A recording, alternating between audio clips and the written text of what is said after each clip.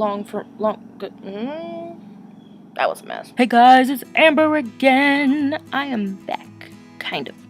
I suck at making weekly videos if you haven't already figured that out. So I've been gone for like 2 weeks now. What's new? I'm always gone for multiple weeks at a time. But things have changed, if you can't tell by my setting. Things are happening. Things have happened. A lot of things have happened. I am currently in Ohio. My hair is blue. Things have happened. So this video is basically going to be me telling you what's been happening in the last couple of weeks, why I'm in Ohio, and the travel things that happened, because let's just say that was a long 2 days. A 5-hour travel day turned into 2 days. So basically, right now, I am living in Ohio with my best friend Rochelle and her family because she was down visiting and everything down in Louisiana, and I was hanging out with her. I stayed at her hotel with her for a couple of nights. My mom and I got into this huge fight, and so Rochelle's mom was like, hey, why don't you come back to Ohio with us? And I was like, yeah, sure, because, you know, I'm 18, I can leave if I want legally and all that. And so I was like, so Mom, I'm going to Ohio. I will see you in a couple months. And I left. Mom and I are fine now. You know, we talk all the time. We're fine. Things have been resolved and everything. But that's basically how I ended up in Ohio. My hair is blue just because I felt like dyeing it blue. I've always wanted to dye it blue. Just finally got the chance to do it. So that's basically what's been happening the last couple weeks. I haven't been able to upload because I haven't been able to film.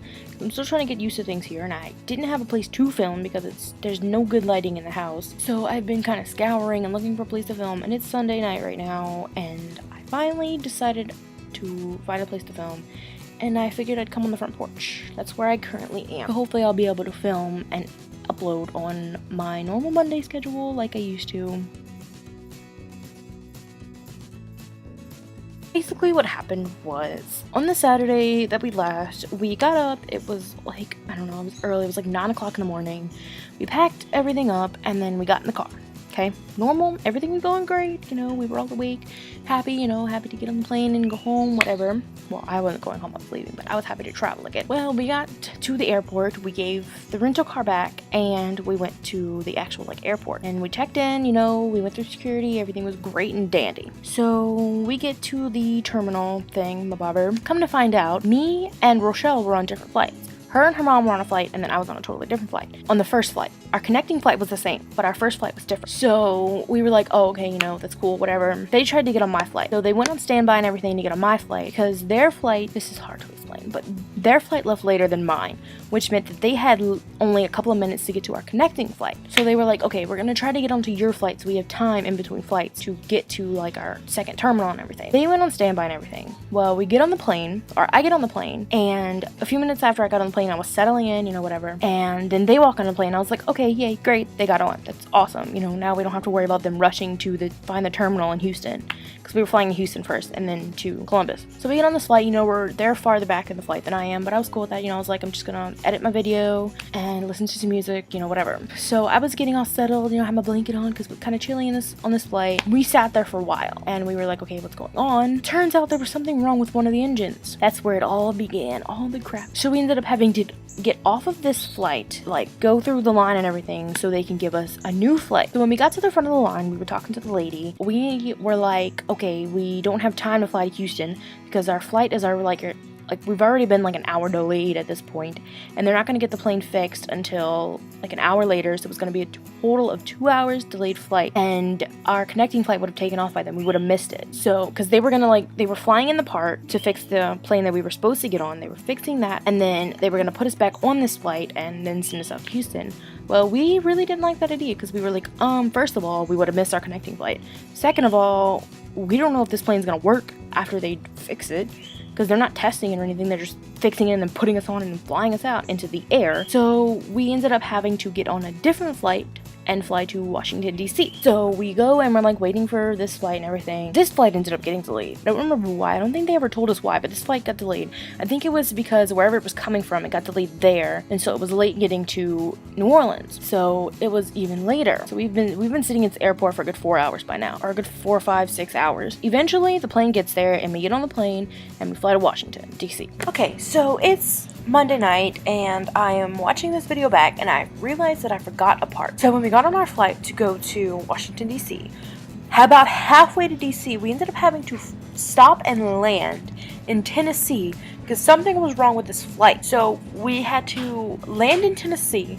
They had to fix something on this plane, and then we had to fly back out to get back all the way to Washington, D.C. We get to D.C. and we've missed our connecting flight. I think the flight was a good 2 hours, and then our connecting flight was supposed to be like 10 or 9 or something like that, and we missed it. So it was dark, stuck in D.C. We had nowhere to go, no one to call to come and pick us up or anything. We were just stuck in D.C. And there was no more flights going out that night because it was like 10 o'clock already, and there was no flights going to Columbus. We ended up finding out that there were no hotels available. All the hotels were completely booked. There was nothing that they could do for us, so we got stuck in this airport overnight. And they were like, here's $100 so you can use it on another flight or something. So we ended up getting stuck in this airport overnight. We had to sleep at the airport. One of our bags, or my friend's bag, Rochelle's bag, somehow ended up in baggage claim. So we were like, okay, we have to go and find it. So because we can't just leave it in DC. It was in baggage claim with, like, at the office. It wasn't going back on another plane. So we had to go and get it. We had to go out of security and then go to baggage claim, obviously. Well, turns out by the time we found out that her bag was in baggage claim, it was like after midnight or something. And security, you couldn't go through security anymore.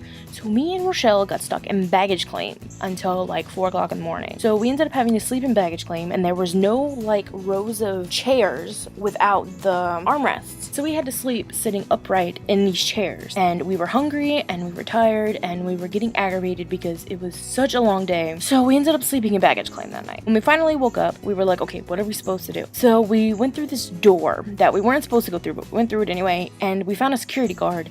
And we were like, hey, like, we're stuck out here. We don't know what to do. Her mom was in, like, the terminal, and we're just stuck here. And we were like, when is security gonna open? And she directed us to this one place where security was already open and letting people through. So we had to go through that. And that one was, like, a really, like, you had to take off your shoes.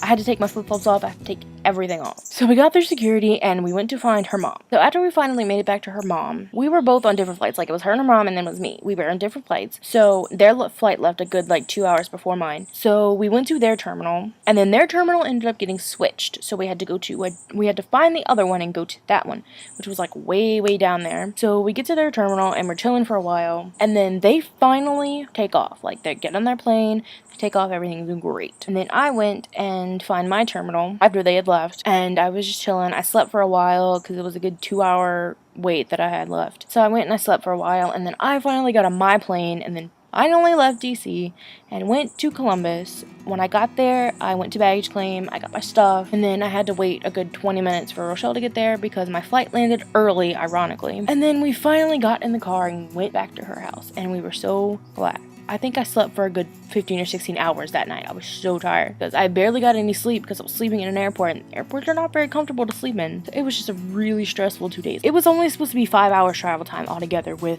both of our flights and then layover time. So this 5 hour travel time turned into 2 days. So we were all aggravated. We all just wanted to go to sleep. So we came back and we were like, we're finally home. All I gotta say is the entire time this was happening, all I can think of was Superwoman's video about Air Canada, and I had to show Rochelle that video because I was like, look, this is basically what we're going through right now because everything was just so stressful. At least, like, the guy that, when we got to DC, the guy that we had to talk to was really nice and everything. He was really helpful and he did the best he could, so at least there was no rude people. Everything went pretty smoothly in that category. That was good because rude people would have just made us even more aggravated than we already were. I'm pretty sure Rochelle's never flying again because she's told me that at least 10 times in the last month. I got here a month ago, by the way. But I've been here a month today, actually. I got here a month ago, which is crazy. It doesn't seem like I've been here that long, and I have. But yeah, so that's the end of this week's video. I hope you guys enjoyed it, and if you did, give it a thumbs up or subscribe or whatever the hell you want to do. Comment below if you've ever had any experiences like this with traveling in planes and airports and stuff. Yeah, so I think I'm gonna go now. I should see you guys next Monday. I actually have a video planned for next Monday, so I just need to film it. So you probably should have another video for Monday, if not before that, if I don't decide to upload it before. Who knows? Maybe I'll just start uploading randomly. Still do it on my Mondays, but then give like random extra videos. I have a couple of ideas for videos, future videos. I'll see you guys next Monday. I need to shut up now. Don't forget to dare to dream!